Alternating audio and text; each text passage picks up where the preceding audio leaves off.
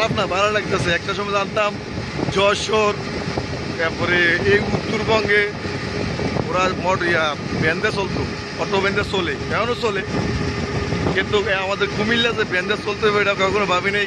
কারণ হচ্ছে গাড়ি করে চলে না, শাটডাউন 164 ধরে দাঁড়িয়ে বাংলাদেশে বললি, কারণ পাওয়ার অফ স্টুডেন্ট এই যা গত 15 বছর ঘটাতে পারে না, স্টুডেন্ট যা ঘটাইছে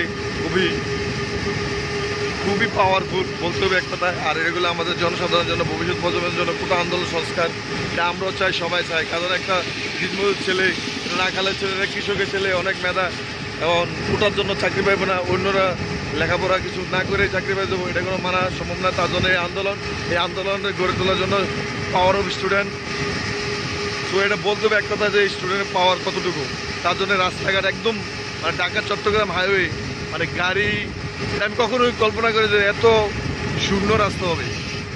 আমি যতই দেখছি গাড়ি চলতে, হরতাল অবর গাড়ি মোটামুটি চলছে, কিন্তু ইতিহাস, এই 15 বছরের ইতিহাস যে ঢাকা চট্টগ্রাম হাইওয়ের মতো একটা রাস্তা, একটা মানে গাড়ি নাই, এই দেখতে পাচ্ছেন, অবিশ্বাস হলে সত্য।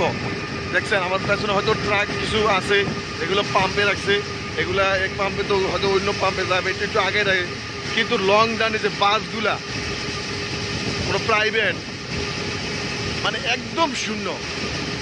যেন অটো ব্যান্ডে যাইতেছি, এই যে সিএনজি পাওয়া যায় না, খুবই রেয়ার, এবং মারুতি খুবই সংকট।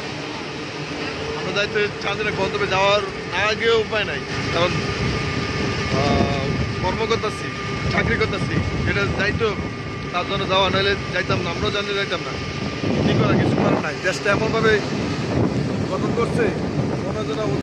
তো ভালো লাগে এই ব্যান চড়তে, উত্তরবঙ্গের মতো ফিল করতেছি, রাস্তা ফাঁকা, খুব পরিবেশটা নীরব, স্তব্ধ। এরকম জানি না, যদি 10 থেকে 15-20 কিলোমিটার হয়তো তাহলে ভালো লাগতো, হয়তো 4 কিলোমিটার 3 কিলোমিটার আসছি, খুবই এনজয় করলাম। আর এরকম রাস্তা, ফাঁকা রাস্তা যদি পাই, তারপর যেরকম এনজয় করা যায়, অনুভূতি প্রকাশ করানো যায়, ভালো লাগা প্রকাশ করানো যায়, তাহলে এটা মিস হয়ে যাবো।